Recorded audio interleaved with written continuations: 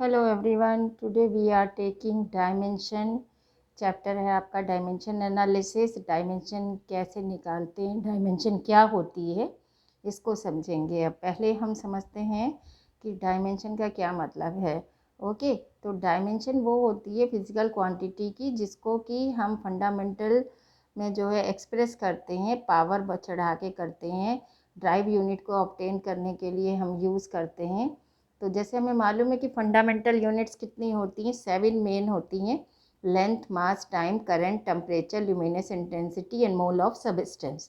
तो इनकी सबकी अगर हमें डायमेंशन लिखनी हो तो लेंथ की कैपिटल L लिखेंगे, और मास की M लिखेंगे, टाइम की T लिखेंगे, करंट की कैपिटल A एम्पियर होगी, टेम्परेचर की केल्विन, ल्यूमिनस इंटेंसिटी की जो है आपकी कैंडिला है, और मोल ऑफ सब्सटेंस की मोल कहलाती है। अब इनके उसमें जो होती है, हम किसी भी फार्मूले को, किसी भी क्वांटिटी को जो होती है जो एक्सप्रेस करते हैं, इनको एक्सप्रेस करने से पहले यहाँ पे ये बिग ब्रैकेट बनाए हैं। तो ये जो बिग ब्रैकेट बने हुए हैं, ये बिग ब्रैकेट हमारे क्या डील करते हैं, क्या डीलिंग बता रहे हैं कि ये जो है उस फिजिकल क्वांटिटी की हम यानी कि डायमेंशन को लेने जा रहे हैं। अब एग्जांपल्स लेते हैं। वॉल्यूम जैसे हमारी ड्राइव यूनिट होती है, इसको हम फंडामेंटल में पावर्स के उसमें कैसे एक्सप्रेस करेंगे, तो L into B into H. तो V is equal to length को भी मेज़र करेंगे डिस्टेंस में ही, ब्रेथ को भी मेज़र करेंगे ही आप लेंथ में ही, और हाइट को भी मेज़र करेंगे लेंथ में ही, यानी तीनों ये तीनों की तीनों इस वाली कैटेगरी में आएंगी। तो V is equal to L cube, ये जो कि आपका ये डायमेंशन आ रही है। वॉल्यूम है ये L into B into H, यहाँ L क्यूब है। ओके, तो ये डायमेंशन लिखी जा रही है। डायमेंशन जो जनरली हम एक्सप्रेस करते हैं वो मास यानी M, L और T के रिस्पेक्ट में करते हैं। अब यहाँ पे सिर्फ हमारे पास L क्यूब आ रहा है, और हमें मालूम है किसी की पावर 0 1 होती है, तो यहाँ पे M की पावर 0, L क्यूब, T की पावर 0। तो इस तरीके से ये हमारी डायमेंशन ऑफ वॉल्यूम निकल के आई है। इस तरीके के क्वेश्चंस हमें मल्टीपल चॉइस में बहुत मिलते हैं।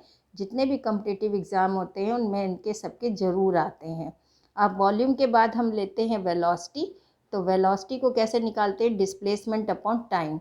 तो डायमेंशन ऑफ वेलोसिटी क्या होगी, डिस्प्लेसमेंट यानी कि डिस्टेंस, डिस्टेंस यानी लेंथ, तो L हो गई, टाइम की T हो गई।